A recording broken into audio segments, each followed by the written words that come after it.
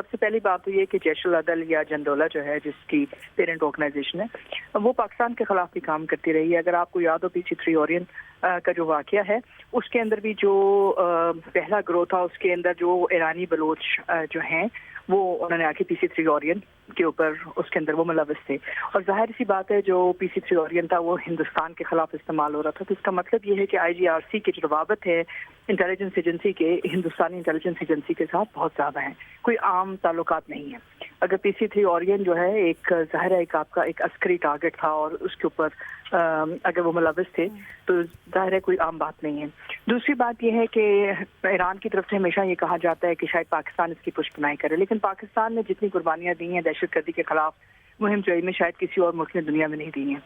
تیسری بات یہ کہ ہم نے یہ بات واضح کی ہے اس دفعہ کہ پاکستان اپنی سرحدوں کو محفوظ کرے گا, چاہے وہ افغانستان کے ساتھ سرحد ہے چاہے وہ کسی بھی ملک کے ساتھ, بالخصوص ایران کے ساتھ. ہم نے ہمیشہ ایران کے ساتھ اپنی پالیسی کو تحمل مزاجی کے ساتھ جو ہے اپنانے کی کوشش کی ہے اور اس تحمل کو جو ہے ہماری کمزوری سمجھا جا رہا ہے. یہ جو روٹ ہے اگر آپ اس کو دیکھیں, سلیم صاحب بھی ہیں, سلیم صاحب بھی میرے خیال سے آپ کے ساتھ ہیں, وہ اس بات کی تائید کریں گے کہ یہاں جو آرگنائز کرائم ہے, جو منشیات کے ساتھ منسلک روٹس ہیں جو ایران جا رہے ہیں, جو وہاں سے جو ایرانی اسمگلنگ روٹس ہیں جو واپس پاکستان میں آ رہے ہیں, اور جس انتہا پہ جس اسکیل پہ اسمگلنگ ہو رہی ہے اس کی تو بات ہی کچھ اور ہے. دوسری بات یہ ہے کہ اس وقت ہمیں یہ نہیں بھولنا چاہیے کہ IGRC بذات خود اس وقت بین الاقوامی دہشت گرد جو ہے سینکشنز لسٹ کے اوپر ہے امریکہ کی طرف سے. جندولہ کی طرف یہ امریکہ IGRC کہتا ہے کہ امریکہ اس کو فنڈ کرتا ہے یا پاکستان اس کو فنڈ کرتا ہے, تو پاکستان اس کو فنڈ کرے گا PC3 اورین اڑانے کے لیے. اسی طرح کی جو باتیں ہیں یہ آپ کو مسلسل نظر آتی ہیں. دوسری بات یہ ہے کہ یہ خالی یہاں بات نہیں رکتی ہے. ابھی کچھ دن پہلے جو ہے کلبھشن یادیو کا جو قصہ ہے وہ بھی اسی جگہ سے آپ کو نکلتا ہوا نظر آیا, اسی روٹ کے اوپر. پھر اس کے علاوہ جو دوسری بات ہے کچھ دنوں پہلے ہی ابھی بھارتی کچھ وزراء جو ہے انہوں نے ایران کا دورہ بھی کیا, اور اس کے بعد اگر وہ یہ سمجھتے ہیں کہ اپنی خارجہ پالیسی کے لیے یا جو ان کے انٹیلیجنس کانٹیکٹس ہیں جن کو وہ پروٹیکٹ کرنا چاہتے ہیں اس کے لیے وہ پاکستان کے خلاف اس قسم کی مطلب میرے خیال سے بچکانہ اور ایک بہت ہی خطرناک پالیسی اختیار کریں گے تو اس کے مضمرات ہیں. پہلی بات تو یہ ہے کہ وہ کر سکتے ہیں, آج کل کے دور میں ڈرون اٹیک کرنا, میسل اٹیک کرنا کوئی بڑی بات نہیں ہے, آپ کر سکتے ہیں, لیکن پھر اس کا رد عمل بھی آتا ہے. اور کیا پاکستان کا جو رد عمل ہے جو اس وقت پاکستان کا حق ہے وہ محفوظ ہے؟ بات صرف یہ نہیں ہے کہ آپ نے اپنی سفیر کو بھی واپس بلایا.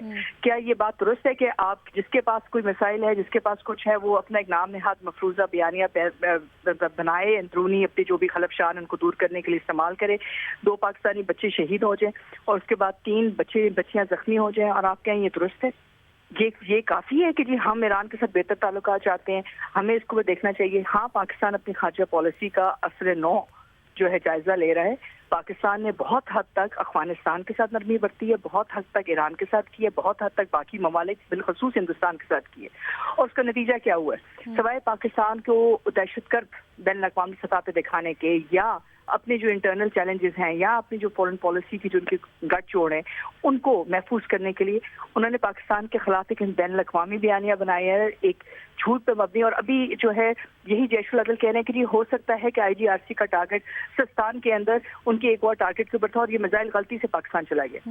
Let me just say this very clearly as a defence expert کہ میزائل غلطی سے نہیں پہنچتے ہیں, میزائل ڈیزگنیٹڈ ٹارگٹ پہ پہنچتے ہیں, اور اگر ڈیزگنیٹڈ ٹارگٹ پہ پہنچتے ہیں تو پھر اس کے بعد انفارمیشن کمپینز اس طرح نہیں چلائی جاتی, اور اگر چلائی جاتی ہیں تو پھر ان کے جواب کے لیے, اس رد عمل کے لیے بھی ان کو تیار رہنا چاہیے. پاکستان اپنا یہ حق رکھتا ہے. پہلے دن پلوامہ میں بھی ہندوستان نے کیا, پاکستان نے 2 دن کے بعد جواب دیا, لیکن پاکستان نے جواب ضرور دیا.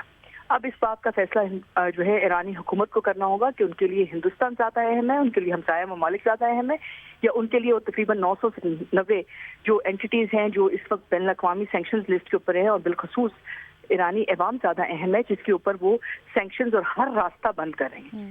کہ IGRC ایک ایسی جس طرح کا ماحول چل رہا ہے, کیا آپ کو لگتا ہے کہ اس سفارتی رسپانس سے زیادہ کچھ ہونا چاہیے؟ دیکھیں ہونا تو چاہیے. آپ کس طرح الاؤ کر سکتے ہیں کہ ایک انٹیلیجنس ایجنسی جو ہے اپنے اس ایلیمنٹ سے کہ ان کی جو دوستانہ تعلقات ہیں جندولہ کے ساتھ یا جیش العدل کے ساتھ یا ہندوستانی انٹیلیجنس کے ساتھ آپ کے ملک میں میزائل اٹیکس کرے؟